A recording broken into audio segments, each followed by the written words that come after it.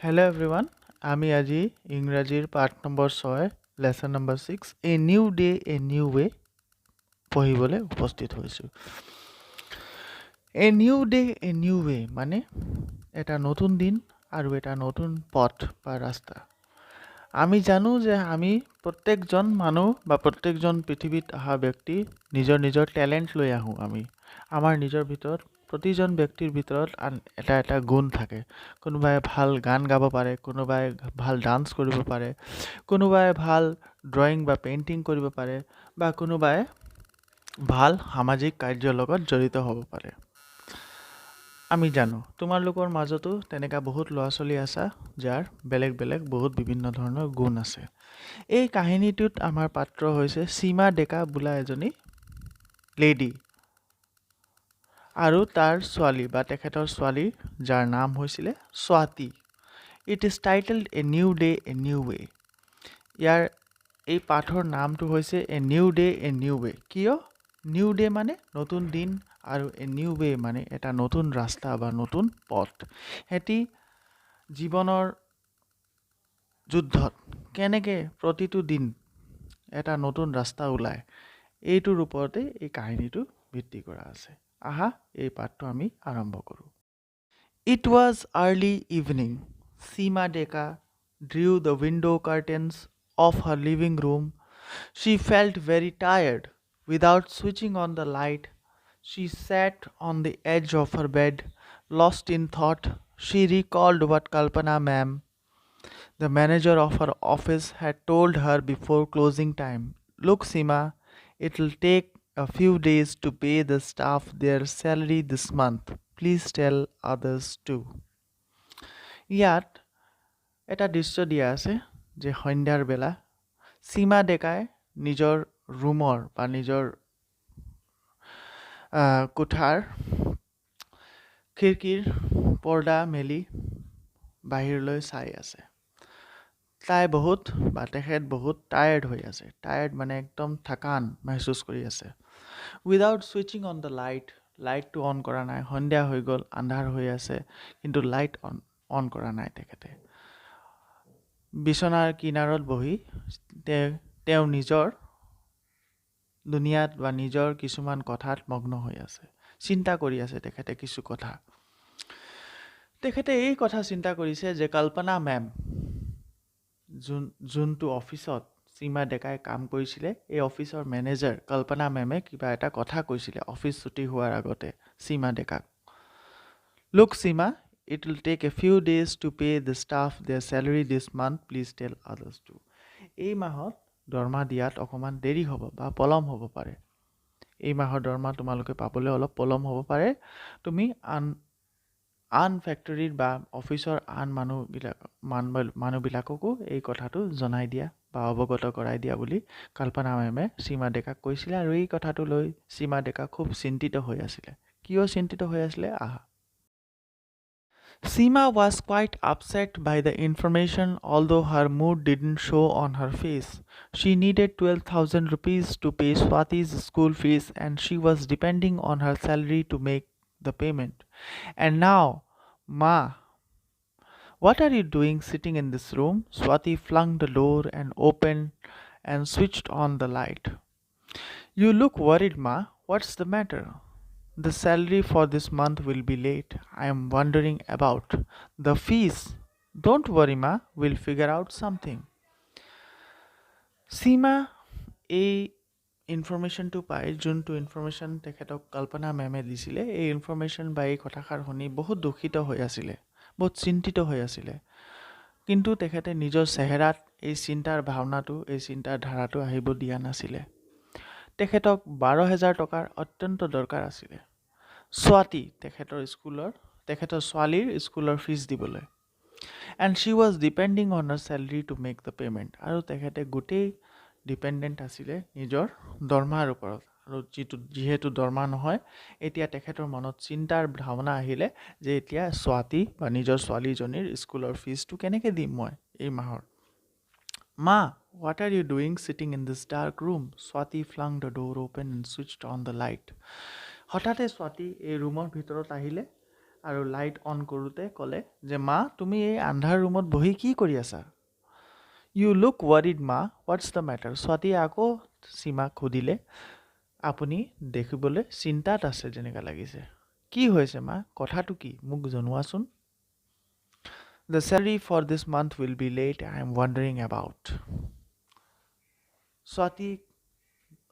সীমাই আকৌ ক'লে যে এই মাহৰ দৰমহা পাওঁতে মোৰ অলপ দেৰি হ'ব। আই এম ৱাণ্ডাৰিং এবাউট, মই সেইটোৱে চিন্তা কৰি আছোঁ। স্বাতীয়ে ক'লে দ্য ফিজ। ফিজৰ কথা চিন্তা কৰিছা? মোৰ স্কুলৰ ফিজৰ কথা চিন্তা কৰিছা?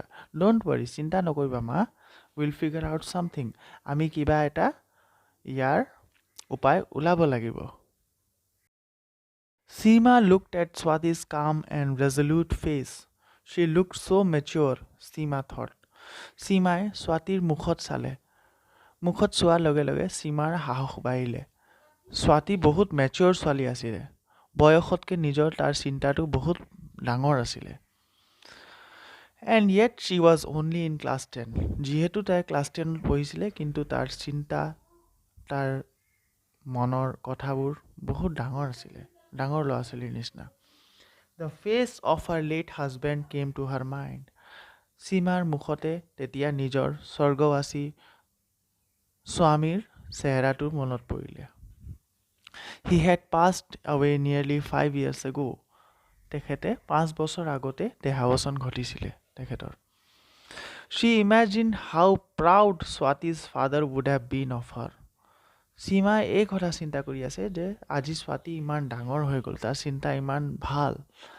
এই কথাষাৰ যেতিয়া যদি তাৰ স্বামীয়ে, সীমাৰ স্বামীয়ে গম পালেহেঁতেন বা স্বাতীৰ দেউতাকে গম পালেহেঁতেন, তেতিয়া তেখেতে কিমান আনন্দিত আৰু কিমান প্ৰাউড ফিল কৰিলেহেঁতেন, গৰ্বিত ফিল কৰিলেহেঁতেন। He would have been even more proud to know that his dear little Swati was adored by her teachers and her classmate at school.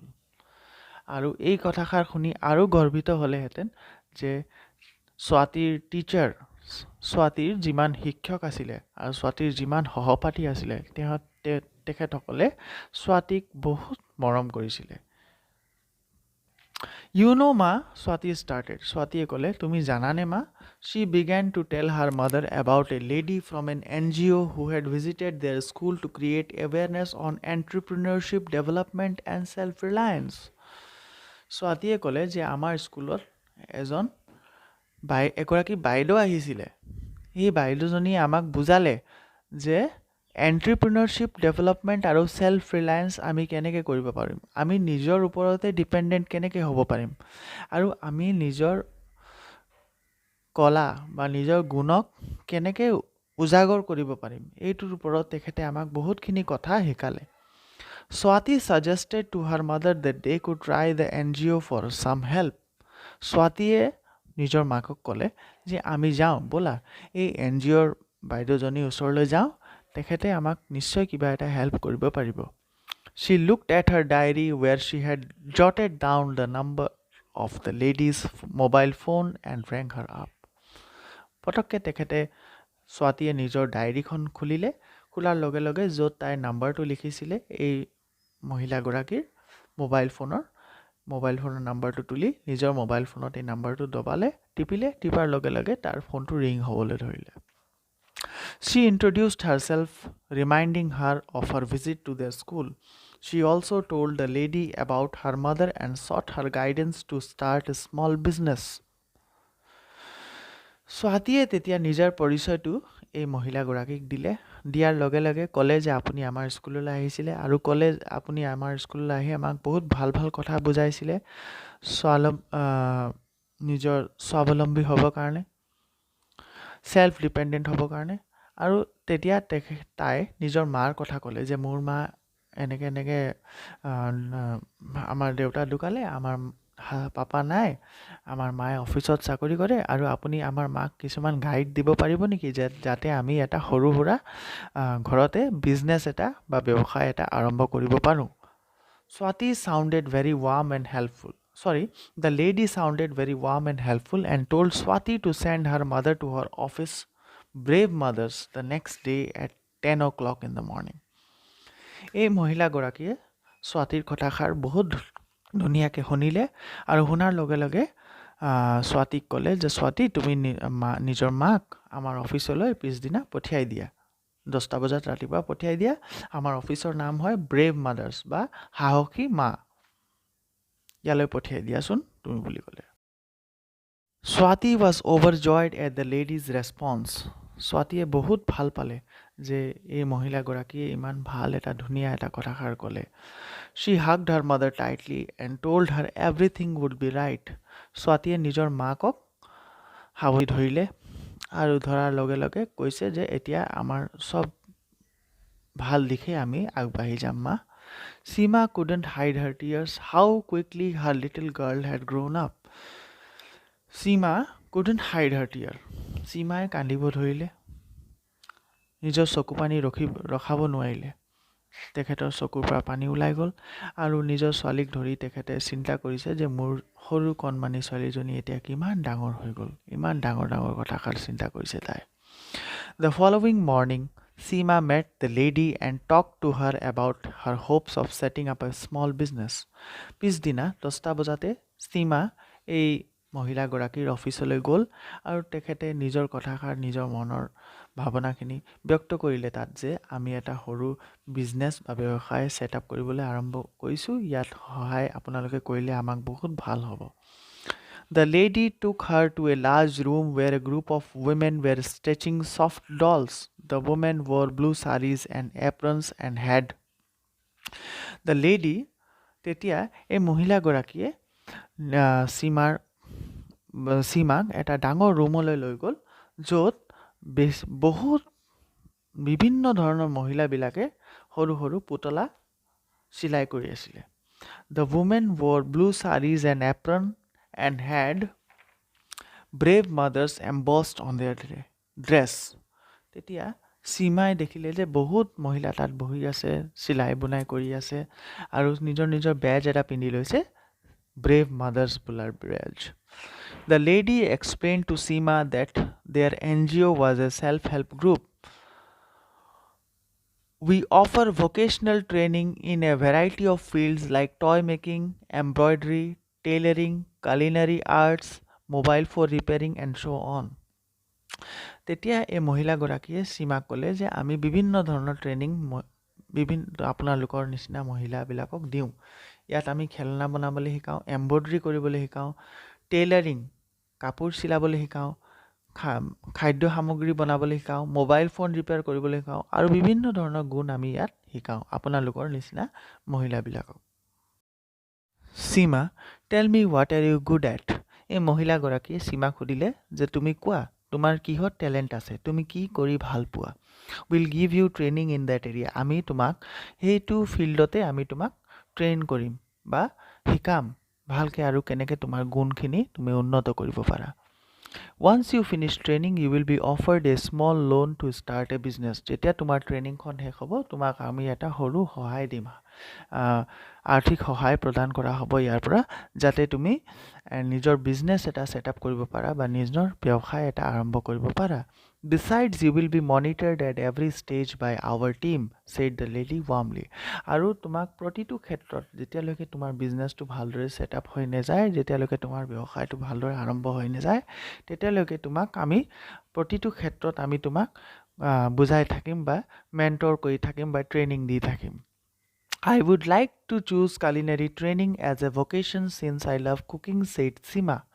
মই খাদ্য বনাবলৈ শিকিবলৈ চেষ্টা কৰিম কাৰণ মোক খোৱা বোৱা বস্তু বনাই বহুত ভাল লাগে The lady appreciated Seema's confidence and gave her an idea of the business potential in that area. She said, we offer catering services such as tiffin service to office goers and working women staying in paying guest accommodation. You will be trained to cook the different recipes that we serve for lunch and dinner. You will also learn about packing and handling.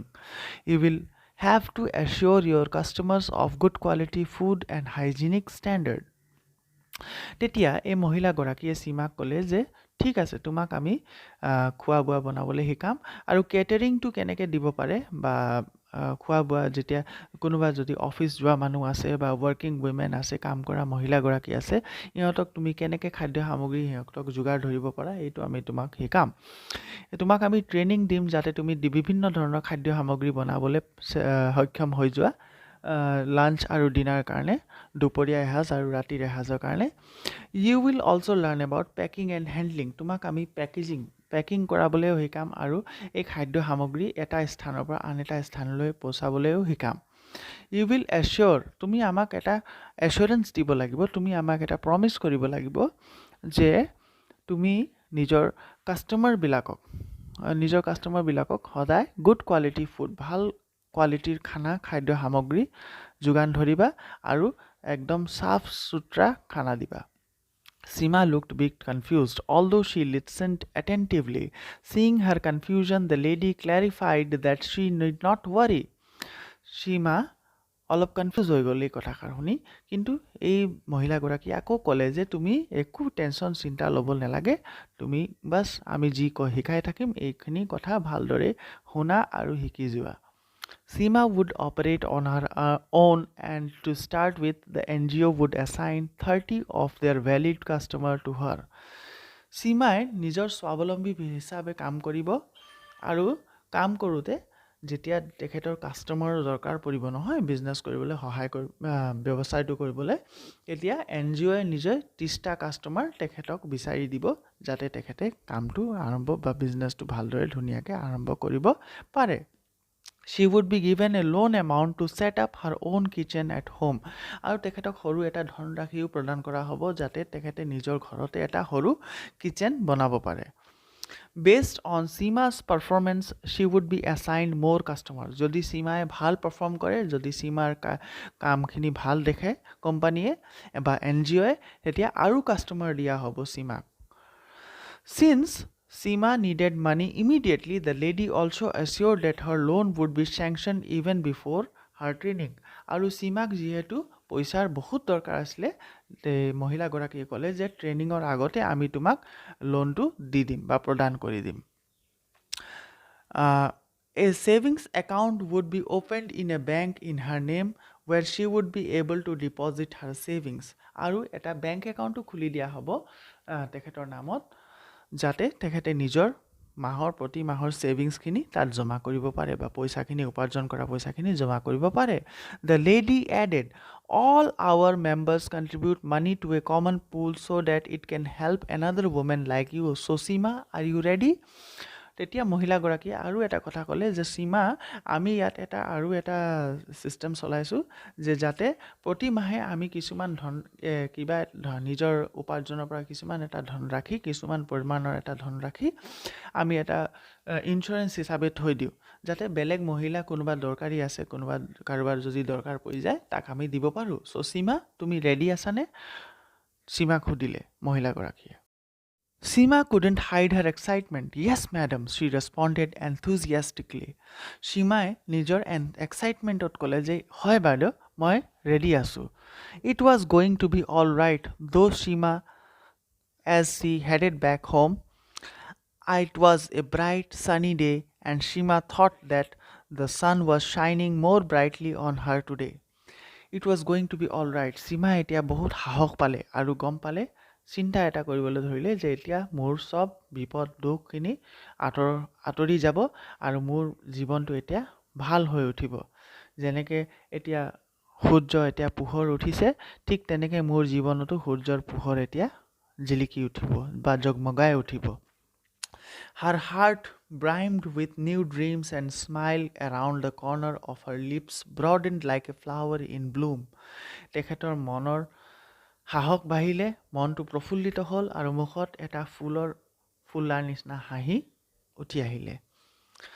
She couldn't wait to get to home and tell Swati the good news. Together they would build a new future. এতিয়া তেখেতে ঘৰত গৈ স্বাতীক বা নিজৰ ছোৱালীক গৈ এই ভাল খবৰটো দিবলৈ অত্যন্ত একদম উৎসাহিত হৈ আছিলে আৰু এইটো চিন্তা আছিলে তেখেতৰ মনত যে এতিয়া আমি দুইজনে, মই আৰু মোৰ ছোৱালীজনী স্বাতীয়ে মিলি আমি নিজৰ ভৱিষ্যতটো ভালকৈ গঢ়িম। ধন্যবাদ।